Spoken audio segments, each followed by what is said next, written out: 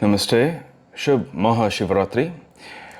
Today I'm going to read Volume 1, Book 2, Rudra Samhita, Part 2, Chapter 11, Hymn to Durga, Brahma granted a boon in the Shiva Puran. Vakratun Mahakaya Surya Koti Samaprabhani Revakanam.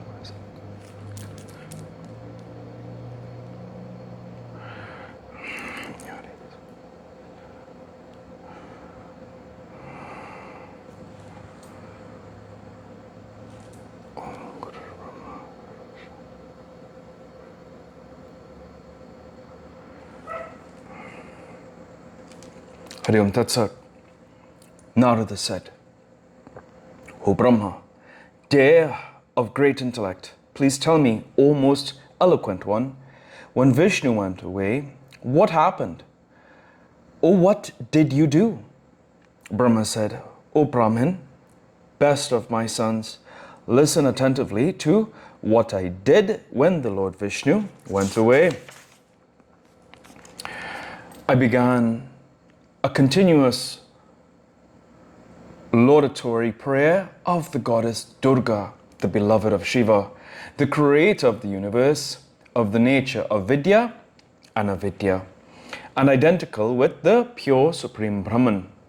I salute the goddess who is omnipresent, eternal, for whom there is no support, who is never distressed, who is the mother of the three deities, who is the grossest of the gross and yet has no form. O goddess of the Devas, you are perfect knowledge, supreme bliss, identical with the Supreme Soul. Be pleased, grant me the fulfillment of my task, obeisance to you. O celestial sage, on being thus lauded, Chandika, the mystic slumber, appeared before me. Her complexion had the glory hue of coryllium. She had comely features. She had 4 divine arms. She was seated on a lion. She showed the mystic gesture of granting boons by one of her hands, and pearls adorned her disheveled hair. Her face shone like the autumnal moon. The crescent moon bedecked her forehead. She had 3 eyes, looked beautiful, and the nails of her lotus-like feet glistened. O sage, seeing her, who was Shiva's energy herself, directly in front of me, my lofty shoulders bent down with devotion, and I eulogized her after due obeisance. Obeisance, obeisance to thee, who art in the form of pravriti, action, and nivriti, abstinence, who art in the form of creation and sustenance of the universe. Thou art the eternal energy of the movable and the immovable beings, capable of enchanting everyone. Thou hast manifested thyself as Shri, a garland round Keshava's form, who in the form of earth holdest everything within, who art of yore the great goddess causing creation and the destruction of the 3 worlds, and art beyond the 3 gunas. Thou art present in everything, even in the essential atom, and who art charmingly honored by yogins, who art perceivable in the hearts of the yogins, purified by restraints as well as in the path of their meditation. Thou art the Vidya of diverse sorts. Thou art endowed with illumination, purity, and detachment. Thou assumest kutastha, perpetually immovable, avyakta, unmanifest, and ananta, infinite form, and thou art the eternal time holding all the worlds. O Shiva, thou art the prime cause of the 3 gunas and art still beyond them. But in conjunction with the gunas, thou certainly infusest the seed of change in every matter. Thou art the 4th to the 3 gunas, viz. Sattva, Rajas, and Tamas. but devoid of their depravity. Though these originate from thee, thou createst, protectest, and devourest the whole universe within and without, having three gunas as its only cause. I pay my homage to thee, O Shiva's consort, for the eternal welfare of the universe, O seed of the worlds. Thou art knowable as well as knowledge thyself. On hearing these words of mine, uttered like the words of ordinary people, Kali, the conceiver of the worlds, told me, the creator of the worlds, in words full of love, the goddess said, O Brahman, why was I lauded by you? If you have been slighted by anyone, please mention it quickly to me. When I have personally appeared, the realization of your desires is certain. Hence, let me know your desires. I shall certainly fulfill them. Brahma said, O goddess, be pleased with me and listen. O omniscient goddess, I speak out of my mind only since you have commanded me thus. O goddess of devas, Shiva, the yogin, who is your husband, and who as Rudra manifested himself formerly through my forehead, has now occupied Kailasha.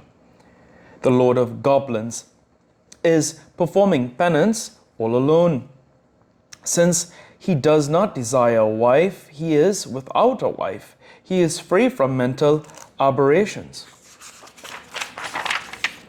O Seti, fascinate him lest he should cast his glance on another lady. Excepting you, none will be able to capture his mind. Hence, you alone should fascinate Shiva through your beauty. O Shiva, being born as Daksha's daughter, you should become Rudra's wife. Just as assuming the physical form of Lakshmi, you delight Vishnu, so act similarly to Rudra for the benefit of the universe. The bull emblem deity rebuked me merely for my feelings of love for a woman. How can he take a wife unto himself? O goddess, on his own accord, Shiva is the cause of this universe in the beginning, middle, and end. If he remains detached and refuses to take a wife, how can auspicious creation come into being? This thought has tormented me. It was not conducive to any benefit to seek another shelter, so I request you, for the benefit of the universe, to accomplish the undertaking. O Mother of the universe, Vishnu is not competent to enthrall him, nor Lakshmi, nor Kama, nor I. In fact, no one other than you. Hence, be born as Daksha's daughter, the great goddess of celestial beauty. Inspired by my devotion, be pleased to become his wife and fascinate the Lord, who at present is detached from the world. O goddess of Devas, Daksha is performing a penance on the north of the Milky Ocean. With his mind controlled and directed towards you, he is steady in performing the rite. On hearing my words, Shiva began to reflect then. The mother of the universe, surprised in her mind, spoke these words. The goddess said, Oh, this is an extremely wonderful thing. He is the reciter of the Vedas and the creator of the universe. He is endowed with great knowledge, yet what is that? What is this that he says? A great delusion has beset his mind that makes him unhappy. That is why he desires to cause the fascination of Shiva, who is free from mental aberration. This Brahma desires the favor of power from me to enchant Shiva. What does he gain thereby? The great Lord is free from delusion and mental aberrations, always subservient to his bidding. I am a mere slave of Shiva, the supreme Brahman, the attributeless God who is free from depravity. Shiva, who is Parabrahman, has become Rudra. in a perfect and full-fledged incarnation and manifestation. It is to lift up his devotees that the independent Lord has manifested like this. Since he is the Lord Vishnu and Brahma, he can never be inferior to Shiva. He is respectfully adhering to yoga practice. He is the Lord of illusion, but is not absorbed in it. He is the greatest of the great. The Brahma considers him his son, and this Brahma considers him his son, and on a par with ordinary devas. Hence, deluded by ignorance, he desires to delude him. If I do not grant him the boon, the convention established in the Vedas would be violated. Then what shall I do to prevent the great Lord being angry with me? Brahma said. After pondering thus, Shiva thought of Shiva. After getting the permission of Shiva, she said to me, Durga said, O Brahma, what you said is entirely true. There is no other lady to fascinate Shiva.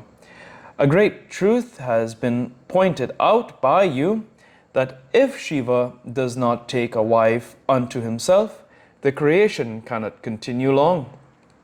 I too had been endeavoring to enchant this great Lord. After your request, my efforts shall be redoubled. I shall so endeavor that Shiva should take a wife unto himself. Being thus deluded himself, O Brahma, I shall take up the body of Sati and be subservient to him, even as Lakshmi, the goddess of fortune, is the beloved of Vishnu. O Brahma, thanks to his own favor, I shall so endeavor as to make him subservient to me always. O Brahma, being born of Daksha's wife, in the form of Sati, I shall duly honor Shiva with my sports. Just as ordinary mortals on the earth are subservient to their woman folk, so also Shiva shall be subservient to the woman due to my ardent devotion. Brahma said, after addressing me thus, Shivani, the mother of the universe, vanished from the scene even as I was watching her. When she had vanished, I, the grandfather of the worlds, went to my sons and narrated to them everything. So, here ends today's reading of the Shiv Puran. Om Prabhu Prananatam Vibhum Veshwanatam Jagannatanatam Samhita Om Kapura Karam Karanavataram Sansasa Om Trambaka Mejame Suganamishti Shamatat Sahajam.